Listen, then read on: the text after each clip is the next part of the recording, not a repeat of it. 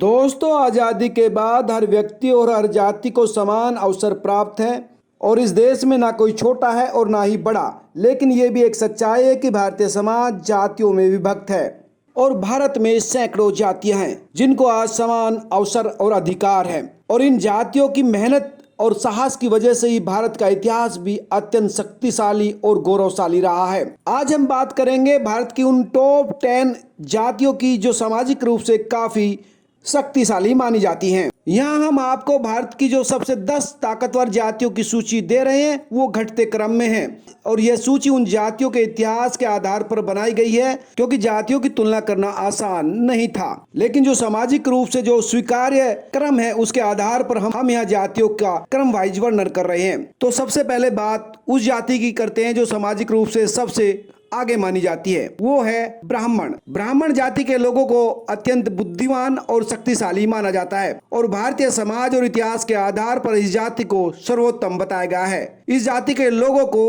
राजा से भी बढ़कर माना गया है और इसी वजह से इसको सबसे ताकतवर जाति का दर्जा दिया जाता है, क्योंकि जब देश में राजशाही थी तो उस वक्त राजा अपने दरबारों में ब्राह्मण की इजाजत के बिना कोई भी कार्य नहीं करते थे तथा सभी प्रकार के कार्यों में ब्राह्मण का परामर्श और आशीर्वाद लेना जरूरी समझा जाता था। आज भी भारत में ब्राह्मण जाति को उच्च जाति का दर्जा प्राप्त है।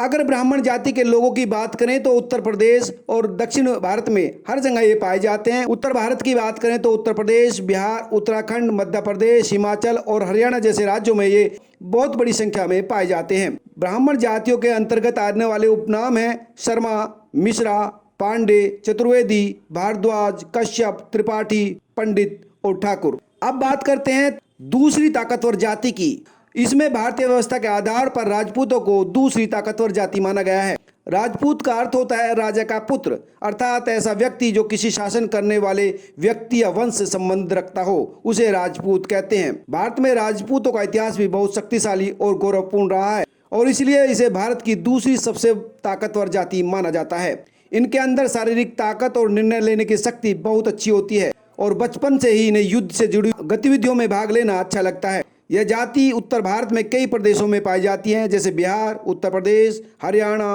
राजस्थान, हिमाचल, मध्य प्रदेश और पंजाब। राजपूत जातियों के अंतर्गत आने वाले उपनाम हैं राजपूत, सिंह, चौहान, तोमर, मौर्य, ठाकुर, चौधरी आदि। जातियों के क्रम में तीसरी ताकतवर जाति है भूमिहार। भूमिहार का अर्थ होता है भूमि का मालिक, अर्थात जिसके पास भूमि होती है उसे भूमिहार कहते हैं, यानी कृषक वर्ग। इसमें कई जाति के लोग भी होते हैं।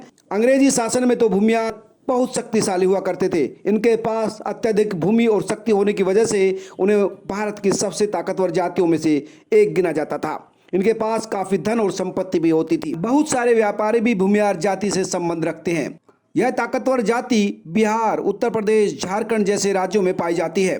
अगर भूमिहार जातियों के अंतर्गत आने वाले उपनाम की बात करें तो ठाकुर, सिंह, चौधरी, राजपूत और देवा आदि उपनाम हैं। चौथी जाति है अहीर। अहीर जिनको यादव भी कहा जाता है। अहीर जाति का मुख्य पेशा पशुपालन होता है और ये शारीरिक रूप से काफी ताकतवर होते हैं और इनमें अत्यंत साहस और पराक्रम होता है और इसी वजह से इन्हें ताकतवर जातियों में गिना जाता है। महाराजा यजु के वंशजों को अहीर कहा जाता है, जो एक चंद्रवंशी ऐतिहासिक राजा थे जिन्होंने भारत के कई हिस्सों पर अपना राज चलाया था। ये ताकतवर जाति भारत में बिहार, उत्तर प्रदेश, हरियाणा, दिल्ली सहित कई राज्यों में पाई जाती है। अहीर जाति के अंतर्गत आने वाले उपनाम है यादव, सिंह, राव, प्रताप, चौधरी आदि।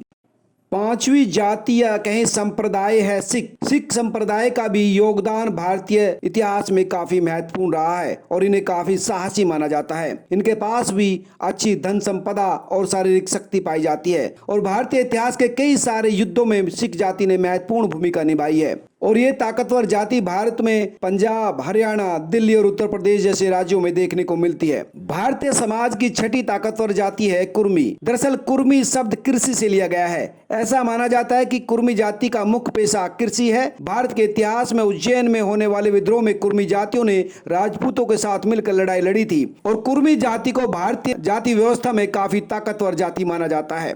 कुर्मी जातियों से जुड़े लोग अत्यंत साहसी और बलवान होते हैं। यह ताकतवर जाति भारत में बिहार, पश्चिम बंगाल, झारखंड, उत्तर प्रदेश और हरियाणा में पाई जाती है। इस जाति के अंतर्गत आने वाले उपनाम है रावत, सेन, पटेल। और भारतीय समाज में 7वें नंबर पर जो जाति है वो है जाट। जाटों को काफी ताकतवर जाति माना जाता है। प्राचीन काल में जाट जातियां युद्ध कला में काफी अच्छी हुआ करती थी और यही कारण है कि आज भारतीय सेना में खुद इनकी जाट रेजिमेंट है। इनके साहसी स्वभाव और युद्ध कला की निपुणता के कारण इन्हें भारत की सबसे ताकतवर जातियों में से एक गिना जाता है। जाट जातियां मुख्यतः हिंदुओं में पाई जाती है, लेकिन इसके अलावा यह सिख और मुस्लिम धर्म में भी मौजूद है। जाट अगर भारत में बात करें तो पंजाब, हरियाणा, उत्तर प्रदेश, गुजरात, मध्य प्रदेश और उत्तराखंड के साथ साथ हिमाचल प्रदेश में भी पाए जाते हैं। जाटों के अंतर्गत आने वाले उपनाम है चौधरी, देशवाल, मल्ल, भुल्लर, ढिल्लो, पूनिया, रंधावा, नेहरा, महाल, मान और बग्गर। और भारतीय समाज में जो 8वें नंबर पर ताकतवर जाति है वो है गुज्जर। भारतीय इतिहास में गुज्जर एक प्रतिष्ठित जाति मानी जाती है जिनके पास अच्छी युद्ध कौशल और शारीरिक शक्ति होती है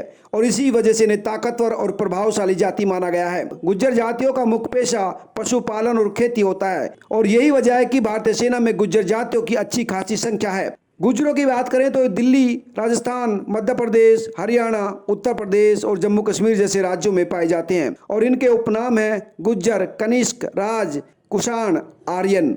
अब बात करते हैं उस जाति की जो 9वें पायदान पर है, वो है मीणा। दरअसल मीणा जाति भारत की प्राचीन जातियों में से एक जाति है। यह मुख्य रूप से मत्स्य पालन और पशुपालन करते हैं, लेकिन इसके अलावा इनमें अत्यंत साहस और वीरता होती है, जिसकी वजह से भारत की सबसे ताकतवर जातियों में से एक गिनी जाती है। मीणा जाति को राजस्थान के ऐतिहासिक शासकों में भी गिना जाता है, जो राजस्थान के कई भागों पर राज कर चुके हैं। ये ताकतवर जाति भारत के राजस्थान, उत्तर प्रदेश, हरियाणा, दिल्ली और मध्य प्रदेश जैसे राज्यों में पाए जाते हैं। मीणा उपजाति के अंतर्गत आने वाले उपनाम है मीना, मान आदि। अब बात करते हैं उस जाति की जो 10वें नंबर पर है, वो है रेड्डी। विजयनगर राज्य में रेड्डी जाति का उदय हुआ था और ये जाति अत्यंत साहसी और बलवान और पराक्रमी है। शुरुआत में रेड्डी जाति को शासक जाति के रूप में या ताकतवर जाति के रूप में नहीं माना जाता था, लेकिन उन्होंने अपने बल का प्रदर्शन करते हुए अपनी जाति को प्रतिष्ठित जातियों में शामिल करवा दिया। इसलिए रेड्डी जाति को भारत की सबसे ताकतवर जातियों में से एक गिना जाता है। हमें उनके कई पराक्रम और साहस के सबूत मिलते हैं। यही कारण है कि रेड्डी भारत की ताकतवर जातियों में शामिल है। रेड्डी की बात करें तो ये आंध्रा, तमिलनाडु, केरल और कई दूसरे दक्षिणी राज्यों में पाए जाते हैं। दोस्तों, जाति की उत्पत्ति व्यक्ति के कार्यों के आधार पर हुई थी, लेकिन आजादी के बाद सबको समान अवसर मिल रहे हैं, इसलिए कोई भी व्यक्ति कोई भी पेशा चुन सकता है। इसलिए ना अब जातियों की कोई आवश्यकता है और ना जातियों को लेकर कोई विशेष आग्रह होना चाहिए। आप क्या सोचते हैं, हमें जरूर कमेंट करके बताएं। नमस्कार।